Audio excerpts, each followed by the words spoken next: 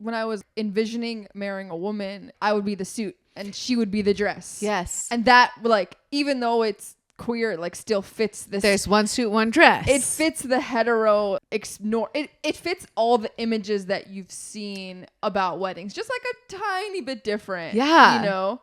So this was like 2 suits. That's even weirder. Whoa. That's a freak of nature. 2 suits. Who's the dress in the relationship? Exactly. Which dress is gonna cook for you? Yeah.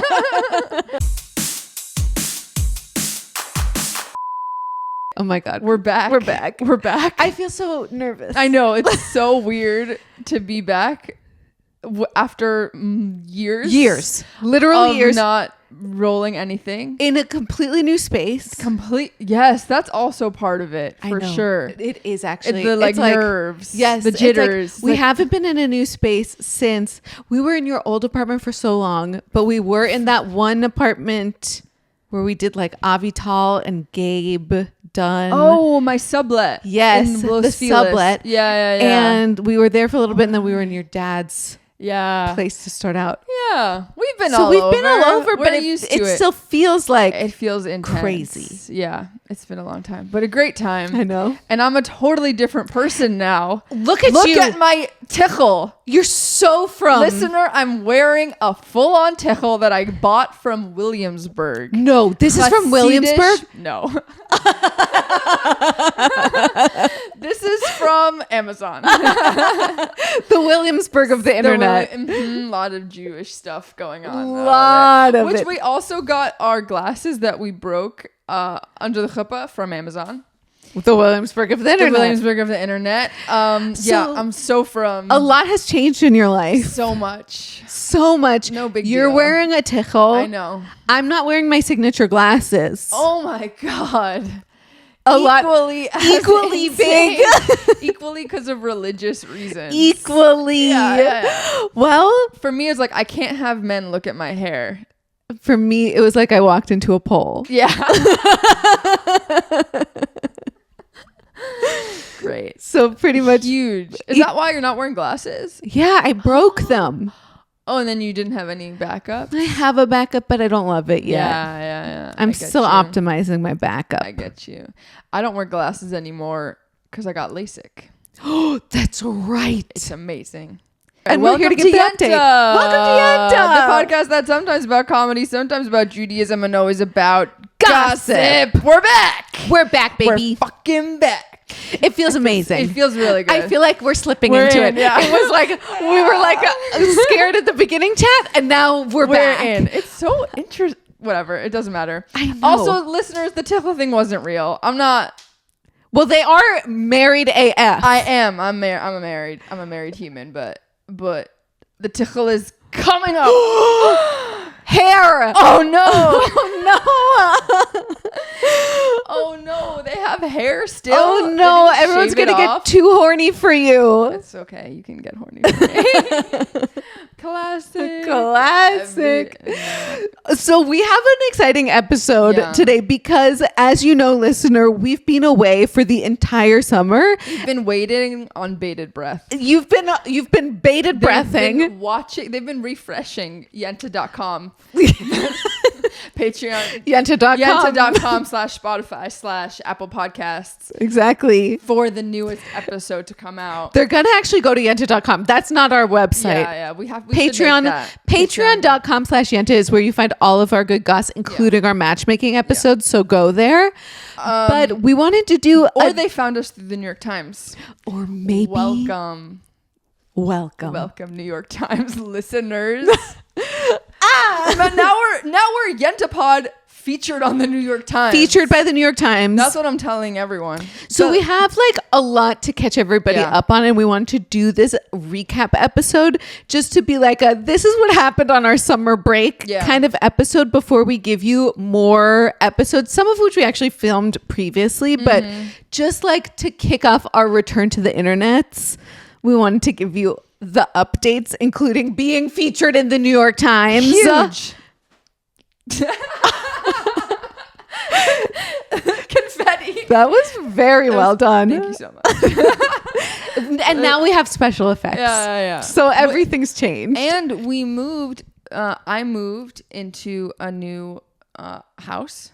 So which is huge. So we have a new studio. So we have a new studio, which we're slowly but surely putting together. This is a Temu couch that came in a box and is amazing. And we are elevating it. Yeah, by putting it on the Yenta so that it can join the great ball of Hasidus in the sky by blessing this couch with our gossip. Yes. We have this cool painting who did this? I don't know. This I think Jay found on Facebook Marketplace and is held up very beautifully. Do you see a face as well? No. Okay, because I see it. A very sort of old man Jewish face. That's what it is. That's what it is. Yenta. Oh, this is the nose. Exactly. Oh, I see There's it now. There's a schnoz. Their glasses. It's an anti-Semitic. It's painting. kind of anti-Semitic. So, okay, let's give them the goss, including our gorgeous new studio space that is a little bare, but will be filled out. So stay tuned. So, Raye, what have you been up to in the last 3 months? No big deal. Just hanging out. Super chill summer. Yeah, probably didn't spend a lot of money. No money. Me? Money? No way. No. No, it was an incredible summer. Thank God. Lots of prep. And then the wedding happened. And then you got married. I got married. This summer truly. I started a new job. They don't care. Yeah. That was big too, though. It's a lot of work. I'm so sorry. I shot that down way too quickly. Tired. No, yeah. Can we hear wedding? Because it really felt like this summer, even in my life, was the summer about of your wedding. As you were working out your eyeballs. As I was doing eye physical therapy. You were thinking about my wedding. No, literally. And because all summer long, everyone I talked to was like, so Raye's wedding. Really? What's happening? Wow. No, okay. And literally. I'm always shocked that people care, honestly. I was just at a Shabbaton this weekend, as you know, and someone said their mom asked them, do you know anyone who was at that wedding? Way. Their mom. Who? This girl that you don't know. Wow. That's wild. This was the wedding of queer Los Angeles, Jewish Los Angeles. Huge. This was the biggest wedding of all time. Wow. So, okay, let's take us back a little bit. Okay, yeah. And so like early summer, you're planning a Bachelorexx party. Mm-hmm. Also love the linguistics. Bachelorexx, non-binary, bachelorette, and bachelor. We did a joint Bachelorexx in Idlewild, which is the place where we first kissed. Oh no, don't tell me that. Yuck. It was the place that our friendship went from more than friends from friendship to more than friends. So that was really nice and poetic and sweet. And the dog is a mayor, and it's a fun little witchy queer town. And we met the dog. It was huge. It's huge. Yeah, what else? And that was it was actually incredibly tame. It was incredibly for a tame. Bachelorexx. It was from two crazy people. It was way too tame. And except for the hit of the Bachelorexx, which was Artem's witchy tarot ghost game. That was so fun. I loved that. Did you like that? I loved it. Me too. It was great. I couldn't get a read on the room. No, but I thought I would think it was stupid, but I truly loved it. It was a good bit.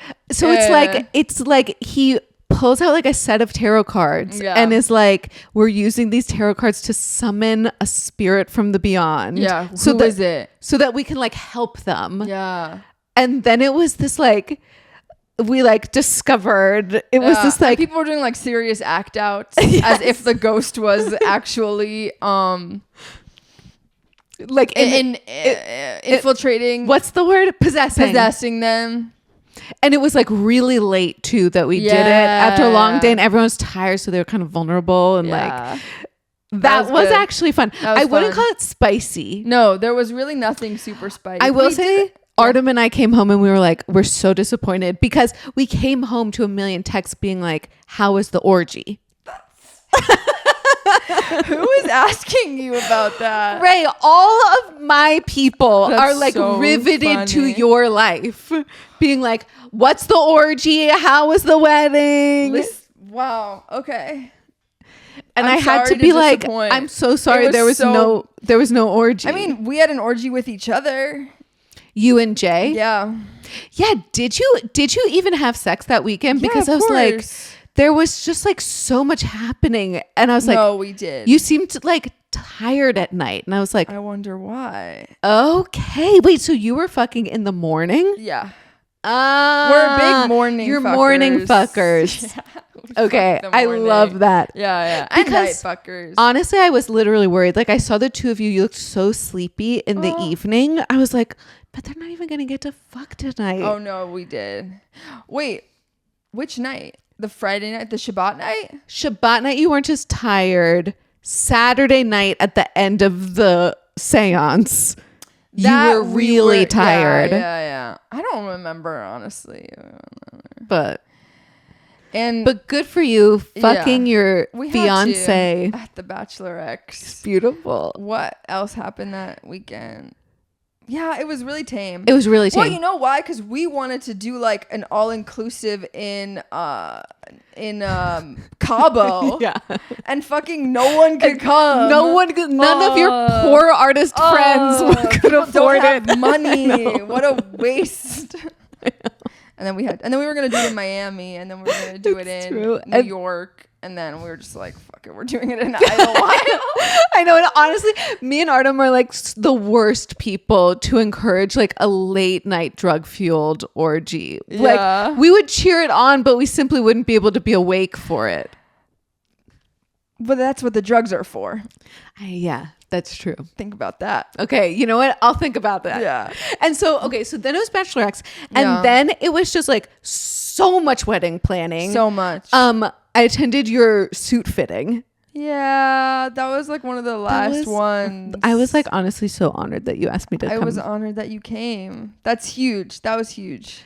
And how was that for you? Oh, incredible. Well, first of all, because your suit designer was so hot. Smoking hot. And it was like walking into your apartment and seeing he's like celebrity hot. He is. You know? And I was just like, oh. Yeah. you're like, this guy is a star. I know. Yeah. And he was such a star. And he has that kind of like. Wait, can we take a break for a second? Actually, Yes. because I think I just pulled off my toenail. We're back. My toe is still on, but the nail has not made it. Much like your my orgy at the Bachelorexx. Like your virginity. My virginity. Yeah, I am still a virgin. You hanging on by a thread. We were talking about your designer. Should we shout him out? Yeah, James Ford. James Ford. So hot. Look him up. So talented. Actually famous. Also Sophie Strauss, who was my stylist for normal people. Love. She wouldn't want, I don't know. She's really great. She really like dealt with me. We could do a whole episode on my suit, honestly. Honestly, we should. I would love that because it was like so every step of the way for that suit was so challenging and so like emotionally draining. I tried on like 30 dresses. Yes, did you know that? You showed me some of the pictures. I tried on a bunch of dresses. It was a really hard decision. Yeah. Surprisingly. Even though Jay like originally was like, you're not wearing a dress. And then was like, and then now it's like, obviously you weren't, like, cause then I like went through this journey of trying them all on, and then he's like, yeah, obviously you weren't going to wear one. But you did end up having a corset. I did have a corset. Very femme corset. Yeah, that's true. Which I was assuming had sort of come from the dress lineage. It did come from the dress lineage. There were so many different plans, because originally it was like, okay, did I want a like more femme moment for the chuppah to just be like traditional? Like, can I have one thing that's traditional? Yeah. You know? And I was originally gonna do like the cape. It was gonna be like a train that like kind of covered the pants, Yes. You know, like I can envision a skirt that like wraps around the pants and then trains out. And then I was going to have the corset top so I could kind of like switch from the dress to the suit really easily. Yeah. And I was really confused with like what I wanted versus what the images that I was seeing. I've always seen my whole life of what a wedding should look like, because when I was like envisioning marrying a woman, it was like I would be the suit and she would be the dress. Yes. And that, like, even though it's queer, like, still fits this. There's one suit, one dress. It fits the hetero, like, it fits all the images that you've seen about weddings, just like a tiny bit different. Yeah. You know? So this was like 2 suits. That's even weirder. Whoa. That's a freak of nature. 2 suits. Who's the dress in the relationship? Exactly. And that's what everyone asked, was who's the dress? Who's the dress here? Yeah. And which dress is going to cook for you? Yeah. And yeah, so that was like really a lot of mental, emotional meditation work to figure out what I wanted versus what, and then obviously my parents had opinions on like what they wanted. Did they want you in a dress? Mm-hmm. Oh, it's yeah. so crazy to me that they didn't just like accept. I would have thought that they would have been shocked to hear you wanting a dress, that they would have accepted like, yeah, Ray's gonna wear a suit we've known for years. No. Wow. They really, I mean, they both pushed for me to wear a dress. Okay, honestly, like this wedding has shown me so much more of your gender expression, because I never would have thought you would even consider a dress. Yeah. And it sounds like you were, and also part of the dress was like remnants of social pressure from your childhood, but also it sounds like you were like really considering. Well, first of all, just to be clear, I looked amazing in the dress. Okay. Really did. I looked incredible. The thing is, like, which was a shock to everyone, especially me. Your body is amazing. Yeah, I know. And in a like corset dress, like you look hot. I know. So, and you're blessed. It's the struggle of like, I want to like look mask, but I also know I look hot femme. And like, what's better? What to looking do? Hot. Yeah. Which way can I look the hot to most people? Yes. I guess probably femme. But no, like, I disagree actually. Yeah. I think you're really hot mask. Thanks, dude. Just saying. Yeah. Yeah. And then in the end I went like kind of with a blend of both. And I had my corset, I had my femme moment for like 30 minutes. Yeah. I changed back into the button down and the bow tie, but like an open bow tie, like, which I was really pumped about. I feel like I saw you in a corset for a second at the dance, and then the corset was gone. It was back. Yeah. Yeah. Which I love. Also because it's hard to dance in. So that was the other thing that like we went back and forth on so many times, was like the suit. Sorry, I was like, what's easier to dance in, the button down and the suit or the corset? Right. Because like the button down and the suit is freer in a way, but it's much sweatier. Yes. Much hotter, much sweatier. So it's actually not even freer. The corset ended up being freer in terms of like moving and feeling less sweaty while I was moving, and I was so sweaty. You were. By the corset, after the chuppah, I was like dripping.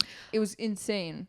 After the Tisch, I was dripping. After the Tisch, it wasn't like you were like, dripping. Are they gonna pass out? No, not you, me. Oh yeah. Like it was so hot and intense. Like I wasn't like cute dripping. I was literally like dripping.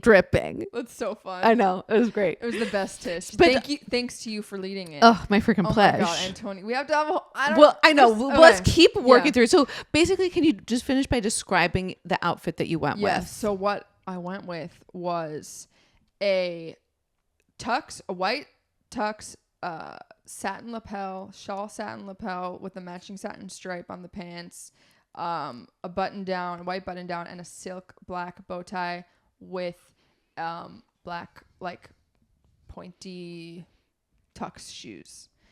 And that was for the and the cape. The cape was important. made out of a veil, which literally like 3 days before the wedding, I was like, I hate this thing. It was much bigger and longer because we took a veil, just like a regular veil, and we just turned it from the like hair piece to a neck piece. Right. But it like sat weirdly, and it was kind of like draping around in this weird way. And 3 days before the wedding, I was like, we have to change all of this. And then thank God for Rebecca, who's the seamstress person that I was also working with. Thanks to Sophie. And she, and I tagged her in my reel if you guys want to look her up. But she like cut the front so it like draped more cape-like. It's hard to explain. Yes. One day I'll post videos of it. But the cape was, I wore the cape from basically till the end of the chuppah. Yeah. That was, so I wore that around my neck, and I loved that. And then we also had like a blusher that we could attach to the cape. Oh yeah. Which is like the part of which I learned. Did you wear that? I didn't. Yeah. No. I didn't remember seeing you with I didn't wear anything over your face. We had it just in case. I needed every single... Like literally like 2 days before the wedding, I was still like, oh, should I wear the corset for the chuppah or the corset for the after, like for the dancing? Like I did not know what I was going to do. And then it kind of solidified towards the end, but it was a lot. So now let's talk wedding day. And then I changed from after the chuppah for the reception. I changed from the button down to the corset, and then I wore the same suit jacket over the corset, and I changed into sneakers. And then like during the dancing, when it got really hot, I took off the jacket, and that's when I had like corset time. Oh, and we did a little photo shoot before we came out with the corset also. Yes. Mm-hmm. So the corset had its day. It had its day. So let's zoom just a tiny bit forward to actual wedding day. Oh, please. About the gender expression thing, because you were like talking about how you were shocked. Oh yeah. Like I think I also was shocked that I wanted to try on wedding dresses, but I think like I didn't want to feel like boxed into a suit just because that's what people expected from me to wear the suit. You know? Like, I wanted to be like, oh no, this is an active choice that I'm making, and I've tried all my options, and like I never tried on a wedding dress. I've tried on regular dresses, and I know I don't like them. You know what I mean? But this felt, and also with the there's so much like high pressure and stakes around the wedding that it was like, oh, and also, you know, there's like hundreds of people coming that don't know who I am even, or like what I look like in a suit, or don't know what to expect. But then it ended up being like the most important thing that I wore the suit for those people who didn't understand or expect it. Because it was a really quick visual way for them to understand what was happening. Yeah. And that was useful. Yeah. But it was extremely challenging. And I like really hear that like that feeling of wanting to be like, I don't just want to wear what's expected of me either way. Yeah, exactly. Like the people who just expect me to wear a dress, or the people who just expect me to wear a suit. It's like you really wanted to figure out who you were. Yeah. And I'm so happy we're like rehashing this, because honestly, it feels like I almost forgot how hard it was, which is also incredible, because I was so stressed about it. And like now it's like so solid. Like, of course, that's what I was going to wear. Yes. But for anyone listening that is like stressing out about something like this, I don't know, like it goes away. And don't stress so much. And like, and Jay also told me the whole time, like, no matter what, it's going to be amazing. And he was right. And the best thing about a wedding is that it's one day of your marriage. Yeah. It's just one day. I think I can think of other good things. Like,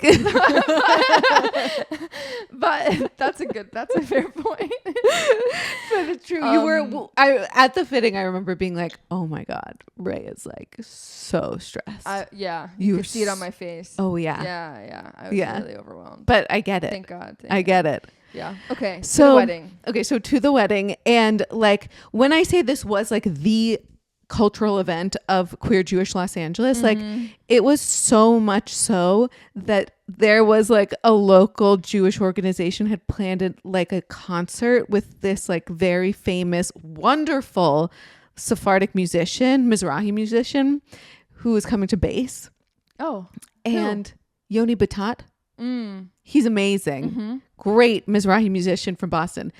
They like brought him in for a special concert, and they were like, I think they were really having trouble selling tickets because they were like texting me like, hey, do you think that you could make it to this concert? Like, and I've never gotten a personal text from this rabbit being like, hey, do you think you could make it to an event? Like they were having trouble selling tickets because of the everyone wedding. Was going to your wedding. That's so funny. I thought you were going to say like they had to cancel the event or they're like, we can't do the event on this day. Ray's wedding. Well, Raye and Jay's wedding is honestly on I think day. they would have if they had realized, so but funny. Like they can't send this guy back to Boston. Yeah, rough. I hope so like this was like a huge event. Like every queer Jewish notable of Los Angeles was there. All 400 of your guests. And we're all queer and Jewish. Every last one of them, even the Persian aunts and uncles. And we get to the venue. It's the most beautiful venue I've ever seen in my life. It's unimaginably gorgeous. Your wedding was an opulence that I have truly never been around. Yeah. It was me too. Incredible. It was. Okay, can you describe it? It's like an estate in Beverly Hills of this like rich, like old, like generational wealth. Baruch Hashem. Rich. And they have this like, I think it's like 20 acres in Beverly Hills, which is insane. And they have like a few different properties on the estate. And then like at the top of the hill is this majestic kind of like Italian villa, like terracotta style with like views of the hills. And then just like the chandeliers and the Tisch were these like iron, they kind of look like Beauty and the Beast, like the Beauty and the Beast ballroom, but like post transformation, post hauntedness. But like exactly, kind of you could see it being haunted, like for you sure. Know what I mean? For sure, it like really had both of those. They're sort of like they're like enemies from whatever like oil baron business they were in. Yeah, like probably haunting a little for sure. And some Yenta here, like I don't know. Maybe I really shouldn't say it. What is it? I don't know. Like I heard that like the grandfather is suing the son for like something money related, obviously. But there's just like, it's just like it's really like Succession, you know, it's like more money does not bring happiness. No, it's nice. You heard it here first. It's nice to rent that amount of money for a day. Exactly. But you don't want to live there. You don't want to live there? No. You give that up. Yeah. Yeah. And then it's like, so you walk into this like villa, this terracotta villa. There are like food stations everywhere. Yeah. That was very classy. Yeah. Very. And then like you walk through it and there's this like huge lawn and a lake. Yeah. Oh yeah. Forgot about the lake. Yeah. And it's like, and it's like a man-made lake in Beverly Hills. It's crazy. It shouldn't exist. It shouldn't exist. Yeah. Like the cost of just this real estate is like insane. Yeah. And they're filling up half of like, they're just like filling up all this space with a lake. I was like, incredible. No, it's gorgeous. And then it's filled with these like gorgeous table arrangements and outdoor chandeliers. Yeah. And like the flower arrangements, Raye. Bro. So good. Crazy. I'm so happy with those. Like, I don't know how to say it other than this is the wedding a Real Housewife would throw. Listeners, we're back.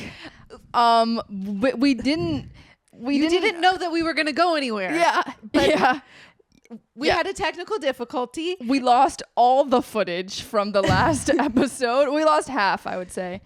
And so now we're back and we're re-recording. We're re-recording the episode and it's going to be even better this time. Because we'll have already said it. Different framing. Same outfits though. That's some movie magic. Yeah. because it's the same day. Exactly. Totally same day. And this outfit isn't sweaty at all. Bear with us while we like make this podcast studio what it is, because it will be incredible, but it'll just take some time to get there. Okay, so we cut off on talking about the opulence of your wedding. Yes. And I wouldn't say opulent. I would say Beverly Hills Real Housewives Persian edition. That's it. Yeah. That's it. Persianazi. This is a good launching point to talk about the Persian Ashkenazi hybrid of it all. Mm-hmm. Because this was like a big debate for you guys. It was a huge, and it still is, believe it or not. What I've learned is that it will be forever a part of our lives. Yay. No, but I think like, I think everything just involves like, cause like for Jay Persian, it's like so in him for Persian stuff, and like Ashkenazi stuff is so in me. So I think it'll just come up all the time. Yes. But for the wedding, did we talk about the Tisch Deccan?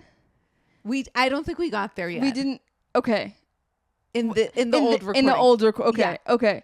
So I think the biggest way that I was really excited about was the Tisch Deccan that we did. Yeah. Which Persian people do not do bedeckins, which there's so many levels of like knowledge that I like if you're what's a bedeckin?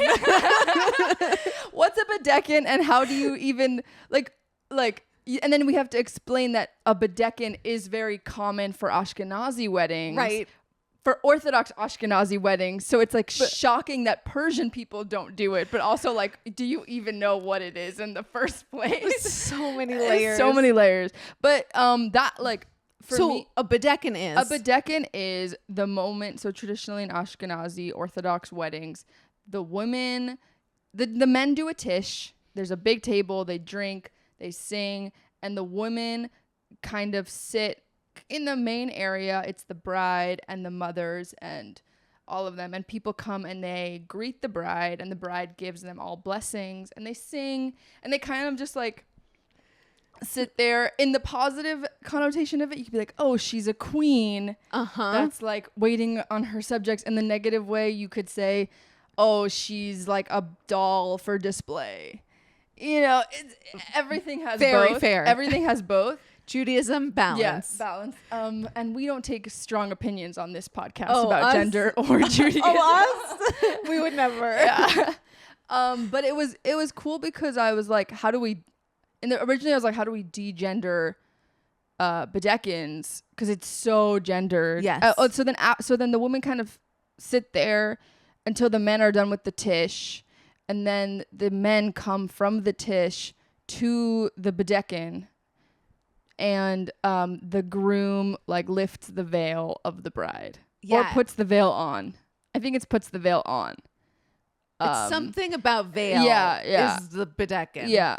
And it's actually like, if you can remove the like patriarchy of it, it's a really powerful moment, because it's like the couple are greeting each other and all these people are watching, and it's like a big energy, and all the like it's really an incredible moment, and it ended up really being that for us too, which I'm so happy about. But it was cool because we got to just cut, because it was like, how are we going to de-gender the bedeckin? And there are a lot of ways to do it. Like a lot of people will a lot of queer couples will like both give each other something, so it's not just like the groom unveiling the bride. Yes, it'll be like one partner will like do the veil, and another partner will like put on the kittel, or another partner will put on the yarmulke, or both partners will give each other yarmulkes, or whatever it is. There's like ways to have it be more non-binary or queer if you want it to be that.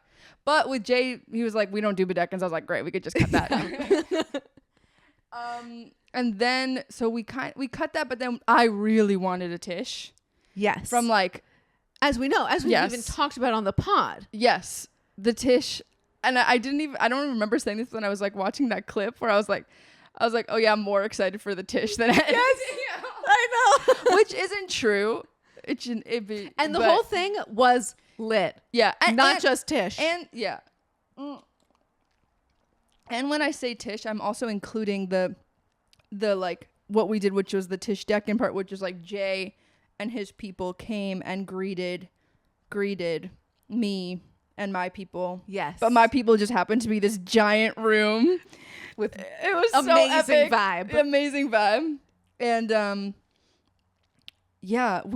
Antonia, you were amazing and you led the Tisch. Yep. Which was huge. You did incredible work. You pre-planned, you had a pre-Tisch. Okay, like educate the people.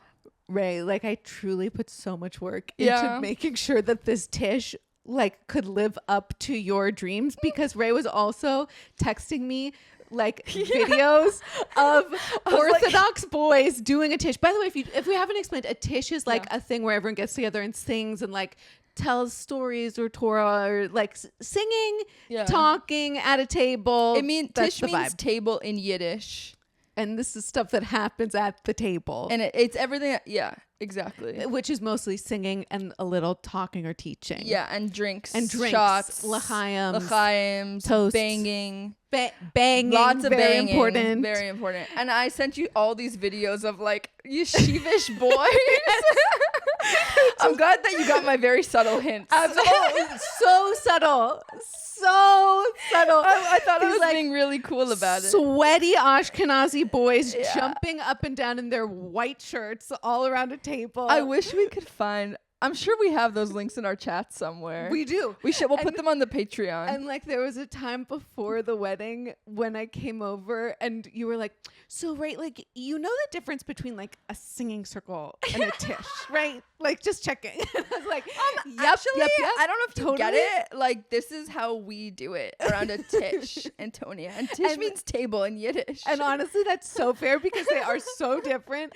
And so like I had like my tutor Thule helping me like get the vibes. Shout out Thule, even though I don't know if he wants a shout out on this pod, but too bad. He's coming on the pod. Is he? Yeah, we have him booked. Oh, amazing. I can't wait. I know. Thule, stay tuned for that one, you guys. Thule is my dad's Orthodox. He goes to my dad's Orthodox shul. He's incredible. He's my Orthodox Nigun Hevruta. Yeah. And he was also Jay's teacher. And he was Jay's teacher. In high school. And so he helped me prep for the Tisch and think about flow. And then he suggested the guitar, right? Yeah, he was really lobbying for guitar. Which I don't think he knows the difference between a Tisch and a song circle. Look. Because Tisches don't have guitars. Okay. In my experience. Fair point. And the Tisch went amazing without a guitar. It was so good. So like, yeah, we didn't need it. No, it was perfect. So it was perfect. It was so perfect. Okay, can we just tell them like what the vibe of the Tisch? Yeah. Like you tell me from your perspective. Okay. So it's like we started. I was so sweaty and so overwhelmed that whole like leading up to the Tisch. I was taking pictures in the sun for like 2 hours. I had to pee the whole time.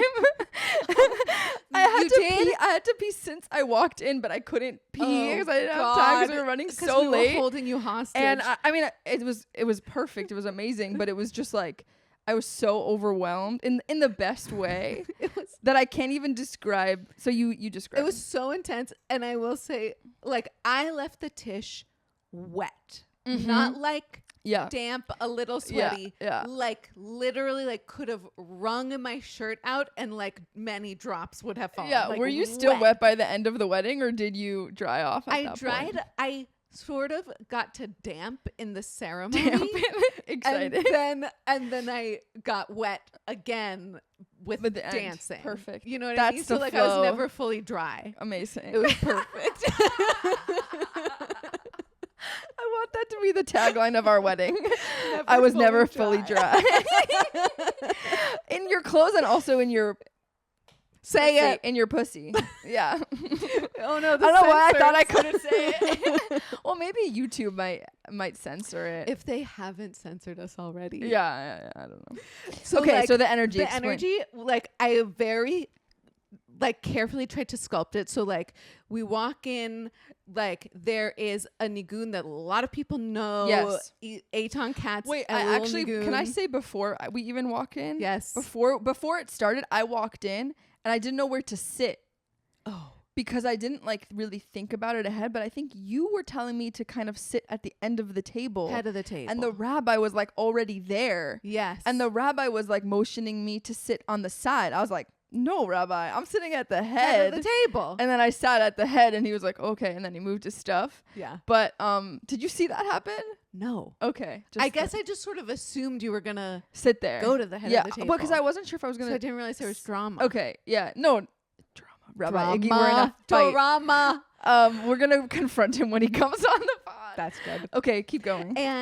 And also I had made little song lyric sheets for everyone. And they were so good. Which, by the way, I thought a lot about in Canva because I wanted to make them really classy looking, so that like I thought that there was a potential that Jay would be like, lyric sheets aren't classy. You're so good. You know him really well. I got my finger. I know that guy. Do you have those song sheets still? Okay, yeah. We have to. I want one. Okay, great. Yeah.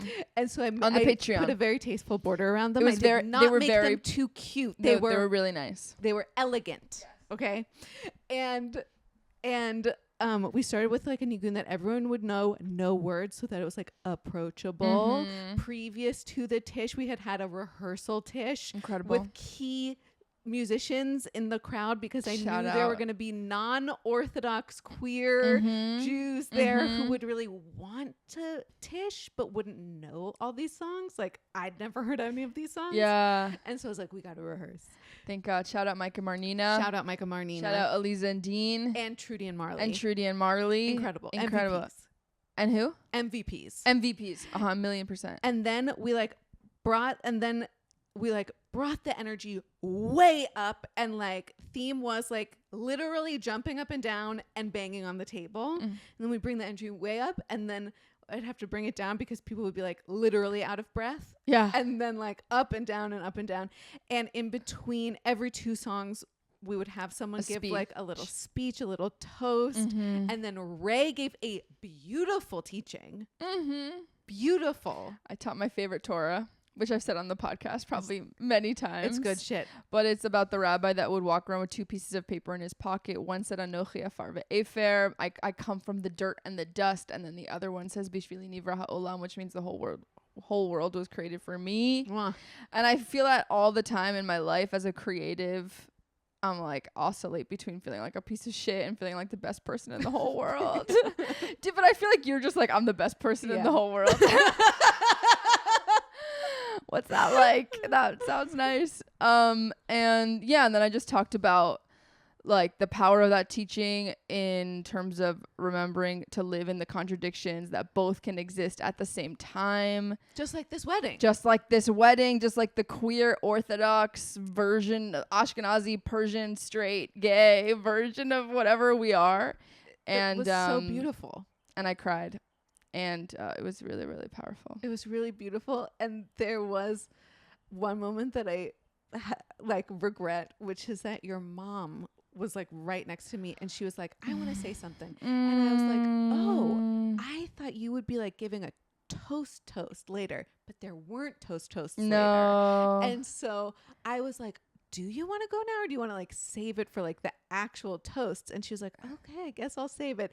And so then she didn't say anything and then there weren't toasts and that was my fault. Oh, because you assume there would be like a normal or whatever, like a non-Jewish wedding. Yes, like not even not Jewish, like a more secular. A secular wedding would have Orthodox toasts. People don't really do toasts. And I didn't know that. And and she wasn't on the list of people you've given me. And so I thought that meant that she was like part of the...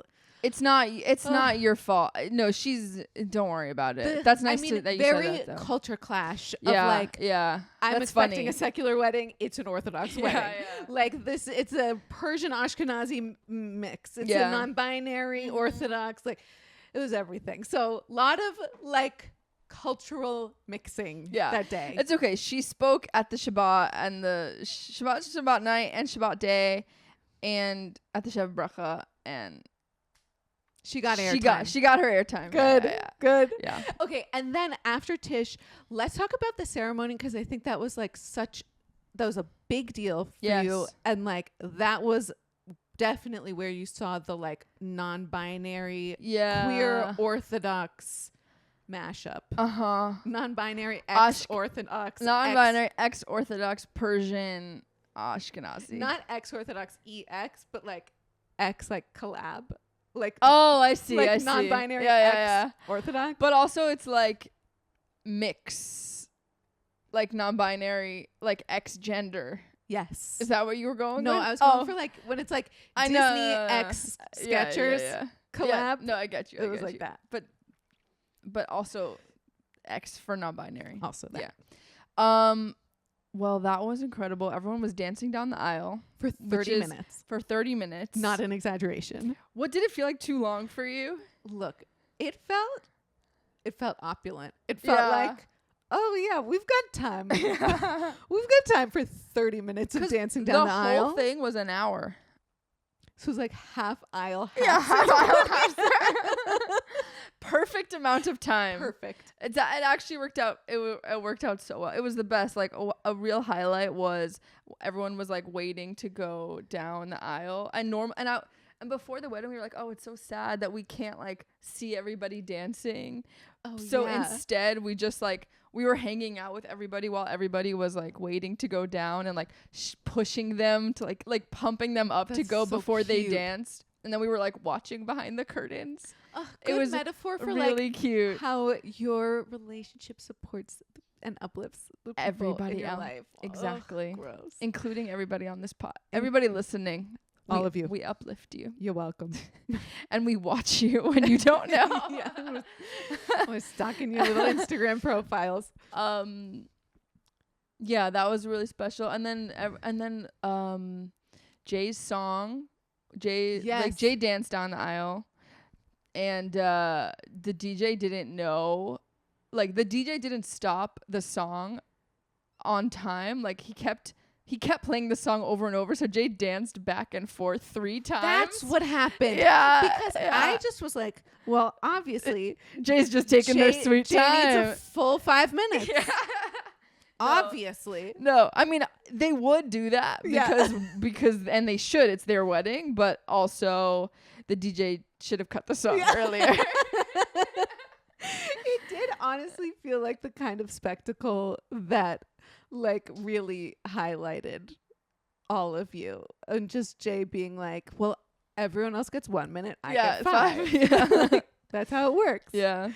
So it felt purposeful. Good. And then my song. And then your song. My song was so powerful. Like the song started playing and my parents were like bickering because that's what they do. But like the second the song started, they were like, wow, this is a powerful song. Like, this is my song. And it was it the Baal Shem Tov the Berditchever It's the Berditchever. The Berditchever Nigun. Berditchever. Yeah. It sounds terrible, but it also is fun to say. It really is. It was the Berditchever Nigun with like an added prayer in it. And it has like the high point of the prayer, and then it has this climax and a key change. Yeah. And that's when I walked out. And then the emotions were so intense. And then I slipped a little bit. I don't know if you saw that. I didn't pick up on the slip even. Someone told me. Yeah. The catwalk was like slippery, which we call it a catwalk, by the way, in Persian culture. It's like an elevated aisle. They just call it a catwalk. They're just like, we are modeling. Like, this is a catwalk. Incredible. And it was like on a hill, so it was tilted. So Jay was so nervous that his grandmother would fall, but thank God she didn't. You did. I did. Yeah. Nobody else fell except me. and I was the only one walking. Yes. Everybody else danced. Oh my God.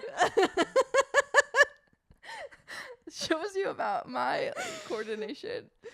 And you looked, I gotta say, movie star hot. And you were like crying a little.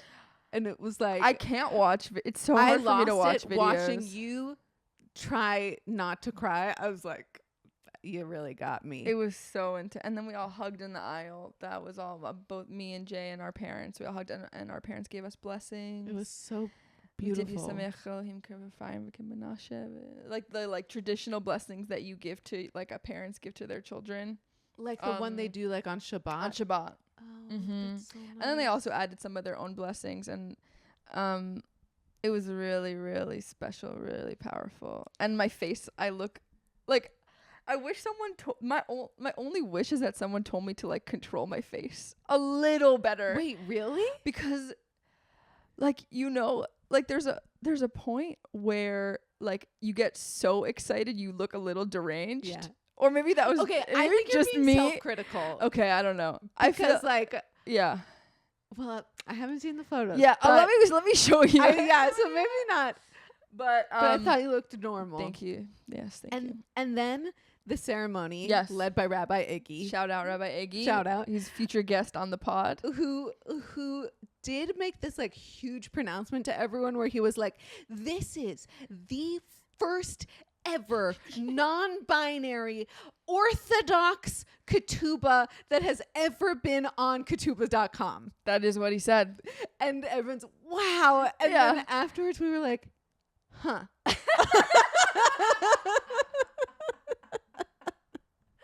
think a lot of people were like, huh. Yeah. I think a lot of people were like, how dare you? We were discussing this with Mike and Marnina, and we were like, I feel like, tell me if this is what he meant. Like, it's of the non-binary ketubas, of the ketubas that strive to be non-binary. Yeah. This is the most orthodox halachic of the bunch. Yes. On ketubas.com. Yes. Wait, are you having an issue with the word orthodox? Yeah, because he actually didn't say orthodox. What did he say? He said binding? traditional. Yeah, he said traditional non-binary Hebrew binding. Binding. Yeah. What does that mean? What does that mean? We'll ask him when he comes. I don't know, but it sounded really cool. So I was happy he said it. Yeah, honestly. It was good. I told the New York Times they didn't put it in. I was like, they've got to put that in. They didn't have enough. You know what I didn't know about the Times is that those vows stories, they really only focus on the couple before the wedding. I know. And they don't focus on the actual wedding. I'm like, there's so much about the wedding. The wedding was so good. I know. And they barely talked about it. I know. It sucks. New York Times. I know. You're on be watch. Better. But be shout better. out Rosalie. Rosalie was a really sweet reporter, and she was this old Jewish woman, like, and just like she's like, wow, you're really educating me on all these things. Like she had no idea what we were talking about the whole time. But she was very, very sweet, and I really like her. But if anyone wants to cover the actual wedding, please we should ask Hey Alma to cover it. They should. I think they would. Okay. Anyway, so what else on the chuppah, or is that? I think, is there anything else to cover for the chuppah?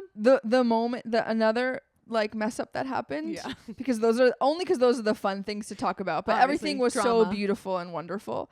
Is that one of my favorite moments ever? My favorite moment of the chuppah of all time is the transition from Imeshkachech to Odishama. It's a very specific. It's Imeshkachech, glass breaks, Odishama. And it's like this is obviously Orthodox, Ashkenazi. Yes. I love this. And every wedding that I've gone to does this in this world, which is like 99% of the weddings that I've gone to. And it's this beautiful transition between this like really somber, sad moment to breaking of the glass to this like overflowing of joy. Yes. And the like dichotomy and the juxtaposition between those two things. I'm like, this is what life is about. Oh, this is everything. Feel the sadness and the joy. You're so Jewish. And I have this wall to bang on. I gotta bang on something. I love that moment so much. The DJ starts playing that song when we have 2 more blessings to go. During the ceremony. I don't know if you noticed. No, of course not. I'm not that literate. Okay. But yeah, and then we're like panicking. Or not me. I'm panicking. Of course. Under the chuppah because I'm like, this is the moment that I've been wanting this whole time. The rabbi's like, oh, we can just do the blessings after the song. I'm like, no, we can't. That's the whole thing. It has to go song, glass break, imeshka, Odishama. And there's an emotional arc to this. It's an arc. And then the rabbi was like, we'll just tell him to cut the song. I was like, no, we can't do that. And shout out Rabbi Iggy, really, he made the right call. And he just went like, he like, listen, I'm like, I'm doing like a cut motion to the DJ. He did like this over and over with the DJ. And then he finally got it. And then we just went back into the blessings. We did the blessings, and then we cut to and then we did the imashach, and then it was perfect. And that was perfect. Thank God. Honestly, I really like Rabbi Iggy because he just from a performer to performer. Yes. Like rabbi to comedian, you know equivalent types of performers. Thing. Yeah. Like he is, which you can actually say that himself up there and is not afraid to be like, cut the music, you did it wrong. Yeah. Or like, this drone is too loud. Yeah. Because there were drones flying around. Yeah. Honestly, thank God footage was worth it. Yeah. And he was just like, he was so confident up there that he was kind of like, you all can wait. Right. For me to tell the DJ that he needs to cut the music. Yeah. It was really great. And to take a selfie. Wait, he took a selfie? Yeah, you didn't realize? No. He took a selfie after the Shut the fuck up. Oh, because maybe that's why my joke didn't land that hard, because he took a selfie and I was like, oh, is this like our Ellen Emmys moment? Because you know how she took a selfie? Because I didn't see he took. Oh my God! It was so. I was what an icon. Yeah, so, and then we could talk about that other thing that happened under the chuppah, but we could just save it because we're running out of time. What I want to talk about, like, to wrap up this, like, this episode is very what we did on our summer vacation. Yes. So also, like, can you tell us about like how transitioning to being married like actually is? Wow, so chill, so easy. Everything is completely perfect. No, I told I was like hanging out with some comedians the other day, and they were like, how's being married? I was like, I love being married. It's the best thing I've ever done. Really? And they're like, wow, it's always the people you would never expect to say that. And I really, really do love it. It's the best. What do you love about it?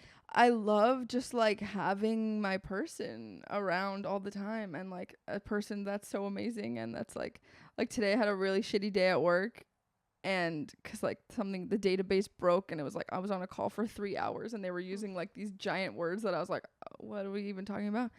And then I just had Jay there to like just crawl into a fetal position. Yeah. And like just everything, like the blending of lives, the blending of families. I mean, obviously it's challenging and there's like a lot of adjustments that also need to happen at the same time. And like living together on top of being married. Yeah, because you people a huge double adjustment. Are lunatics. It was really nuts. Didn't live together before you got married. We didn't. Would you do the same thing again? What would you tell people listening? I mean, I would. You would? Oh yeah, for sure. Wait, I love getting married and moving in together. I think it's actually the best thing. Really? For me, I love it. I mean, the only thing that was really hard was the like what's the word? Like the like coordinating of it. You know, like the coordinating of the wedding and the move at the same time. Yeah. That sucked. But like we didn't plan a honeymoon. So a lot of people plan the honeymoon and their wedding at the same time. I feel like that's like equivalent amount of work. But I love it. I love having like a physical marker of like, now we're married and we're in a new space and we're in a new era. And I feel like I wouldn't have had that if we were already living together. I mean, you'd have it in a different way, but like it just really heightens the like specialness of, okay, we're married now. Yeah. And I mean, it's still really early, honestly, because we went to New York for 2 weeks. We've been married for a month. We were in New York for 2 We were married for a month. We went to we had Sheva Bracha for a week. Uh-huh. We were in New York for 2 weeks. So we've literally been in your first week. This is our really first week of being married. But so far it's been really nice. I love it. What are the things that you're like adjusting to? I think it's just like living together. Like I go to sleep much later. I go to bed at like 12. Jay likes to go to sleep at like 10. Yes. So like now I have to be like, okay, I go into our room and it's dark and I have to like worry about, you know, waking them up and whatever. And that's annoying. And they should just go to sleep later and be a bum like me. Last night I was just editing this stupid video till 1 a.m. No. But it was fun. I was editing Yenta pod. Hey. What else is the adjust? Like also just figuring out our space, like the podcast room. Yes. Is this a podcast room? Is this a gym? We're figuring it out. Or is it a guest room or what is it? Like navigating our differences of like what we want. Yes. That way. Jay loves leaving food in the sink, which I think is disgusting. Doesn't clean out the... You know what I'm talking about? I know what you're talking about. You don't seem to care. I don't have strong feelings about it. But we talked and they're doing better. What do I do that's annoying? I leave lights on. I've been told that I leave lights on, and that's something I'm working on. Okay. Just things like that. There's an adjustment. And then also like just like our families blended together is very new. How much are they doing together? I guess they did the Sheva Bracha together. Yeah. No, I mean, they're actually not doing much together. Yeah. Just in terms of like me being with Jay's family. You're spending more time with each other's families. Yeah. And I have more to say, but I'll say it off the pod. Love that. Yeah. Yeah. Families. We don't need to cover that. Patreon.com/Yenta.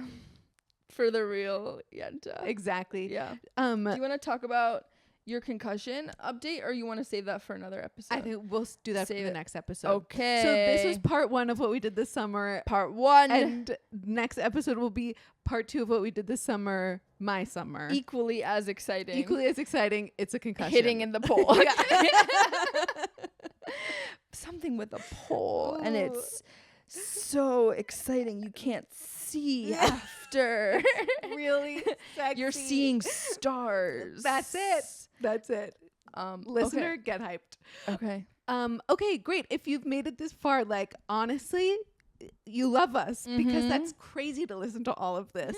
So just wherever you are, write us a comment, give us a 5-star review, and go to patreon.com/Yenta where we have all of our secret episodes, the hottest gossip, the Yenta matchmaking series. It's really juicy over there. And follow us, etc.